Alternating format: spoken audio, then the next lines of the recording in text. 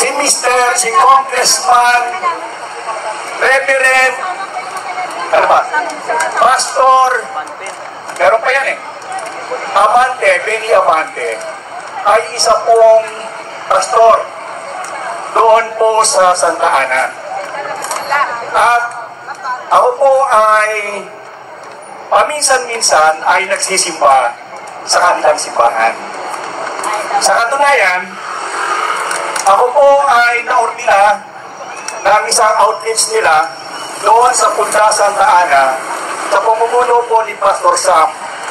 Now, bakit ko po binibigyan ng pansin ito? Kasi ganito yun. Simula nung 19th Congress, napansin ko na si Pastor Congressman Bishop Benny Abante na parang palaging galit. Kung magtanong siya, ay parang palaging nag-uusig. Nakakahiya po. Bakit? Sapagkat daladala po niya ang titulong pastor. Sa amin pong pamantayan, ang isa pong pastor ay hindi po dapat mag-ugaling mahalay. Yun. Number one, hindi ka pwedeng kakitaan ng ugaling pagkamahalay. Simula ng 19th Congress, pinapanood ko siya. Nakakahiya ang kanyang ginagawang pag-uugali. Sinasabi ko po ito sa inyo sapagkat nais kong ipaalam na hindi po ganyan ang ugali ng mga pastor ng Ebanghelikong Kristiyano. Kami po ay mga Kristiyano doon po sa antas ng Ebangheliko. Si Pastor Benny Abante ay kabilang sa Ebanghelikong Kristiyano sa partido ng mga Baptist. At alam po ba ninyo, kaya ako'y nagtataka sa kanya, ang mga Baptist people are known to be the man of the book. Kahit itanong nyo sa kanya, ang Baptist people are known to be the man of the book.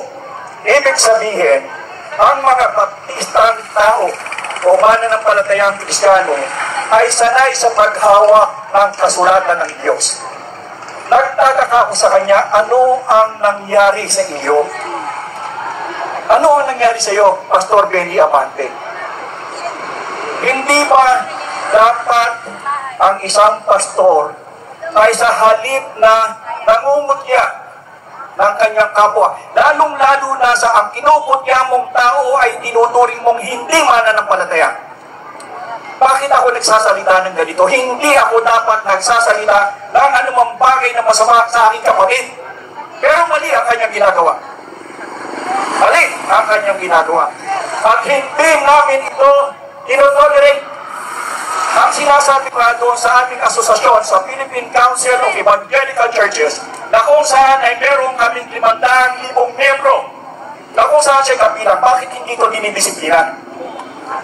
Panawagan sa PCEC kay Pastor o Bishop Pantoja kay Joel, dahil lang sa akin nga ng isang taon sa seminaryo, bakit hindi ninyo binibigyan ng disciplinary measure si Pastor Benny Abante? Pagkatapos, aaralan mo ng John 3:16 yung kausap mo na minura mo? Anong klase kang pastor? Matagal ko na pong gustong ilabas talaga ito. Dahil sa walang aksyon na ginagawa na disiplinahin ang taong ito. Dapat dinidisiplina siya ng Philippine Council of Evangelical Churches dahil nakakahiya ang kanyang ginagawa. Kitang-kita siya sa buong mundo kung paano niya hinahama, kung paano niya pinapahiya ang isang tao. Kamat siya'y ating kasama sa kapatiran, hindi po namin gusto ang kanyang ginagawa. Paumanhina, Pastor Benny Abante. Ako po ay dating nagsisimba sa inyong simbahan. Kami po ay taga Santa Ana. Pero, hindi ko kayang sikmurain kung paano ka manglait ng tao. Sa mahabang panahon, ikaw ay iginagalang dahilan sa ikaw ay kagalang-galang na pastor.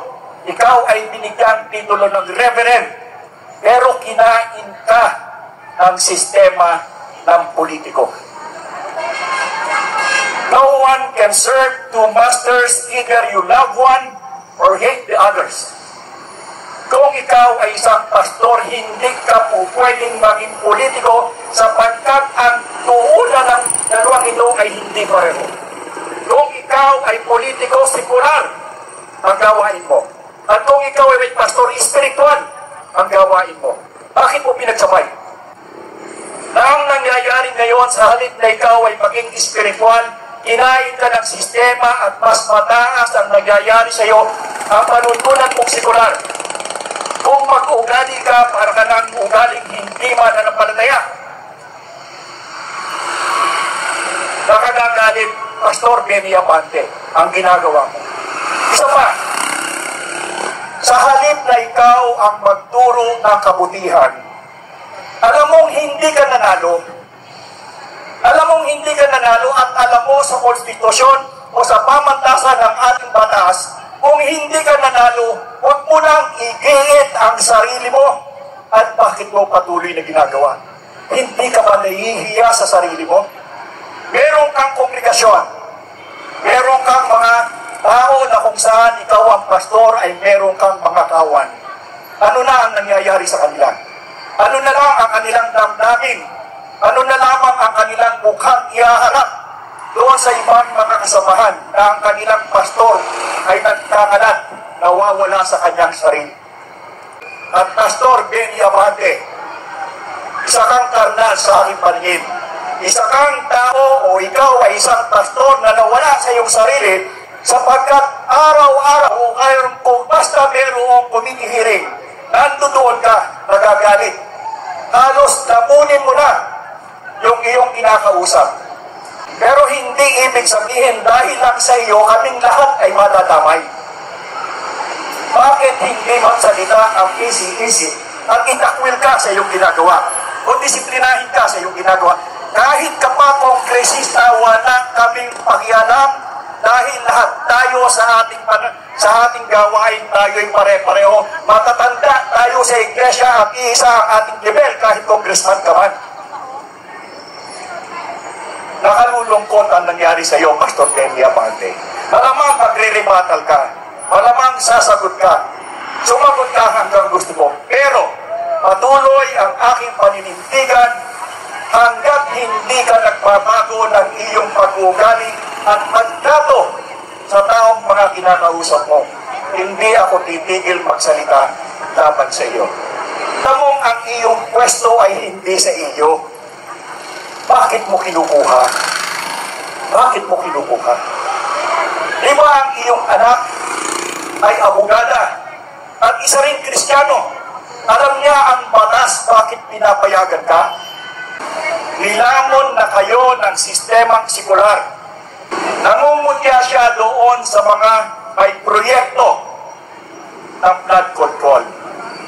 Hindi ba sabi ni Mayor Isko Moreno, ikaw ay mayroong mahigit na 2 bilyon na flood control project? Ang alam ko na naipagawa mo ay yung hanging bridge sa tawiran ng Punta Santa Ana.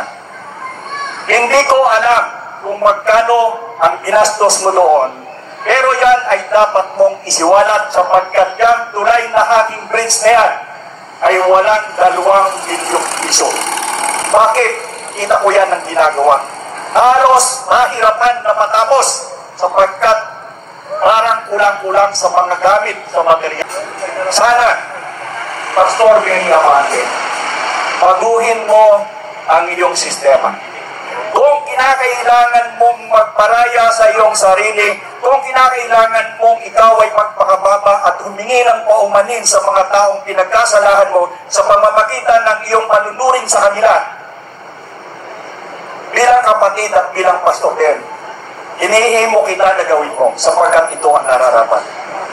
Pero kung ang gagawin mo ay ako'y iyong gagantihan, welcome to the club dahil hindi rin naman ako papayag na ipagpapatuloy mo ang iyong masamang pag-uugali.